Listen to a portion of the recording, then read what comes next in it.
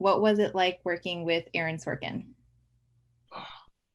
Um, so quite often I get asked who you'd like to work with, what parts you'd like to play, and I don't really ever have an answer for that. I've always been someone that I rather people tell me what they think I should play rather than. But the only person on my bucket list was Aaron Sorkin, and so when this script arrived, it was like a sort of, you know, it was a bit of a dream, and it but then comes the thing of like working with your heroes and not wanting to crush or to lose faith in the image of this person that you've put up on a pedestal. And all I can say is that it was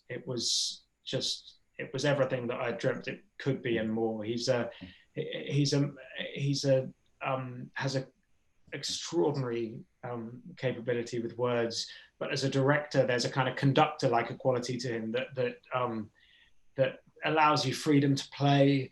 He really does he has total faith in his actors and allows you to bring whatever you want to it. And I enjoyed every minute. The story is filled with tension and differing opinions. What was the energy like on set? And did any of the emotion from the storyline seep into real life? Um, do you know, it was, I think everyone came to set because, with and up their game. There was a certain tension that came from the fact that Aaron had cast this film with this sort of troupe of of heavyweight actors and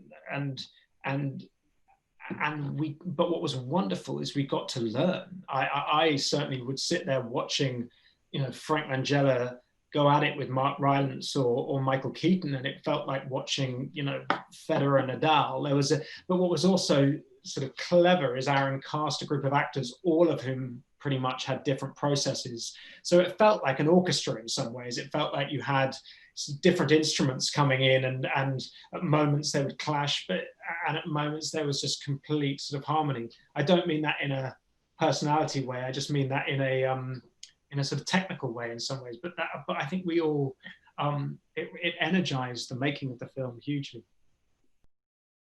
Why is this story right for audiences in this moment? How do you think younger generations will react to this story versus older generations? How is this story right for this moment? Well, I mean, what we've seen happening in the States this summer and around the world, is with the Black Lives Matter movement, is an uprising that is rooted in systemic racism. But the parallels between them and then and sorry, between 1968 and now are pretty much undeniable, in my opinion. In '68, obviously, what these guys are protesting mainly was the Vietnam War, but it was also the civil rights movement, the women's rights movement. Um, the following year was Stonewall riots. You had the flu pandemic. Then you had a vice president running for president. You had law and order being used as a way of campaigning. Um, so the relevance is, since we made the film, has just become undeniable, and I think there's an urgency to that, and it reminds us that in many ways, as civilizations, we've changed and evolved, and but in many ways we haven't, and the importance of our history in that.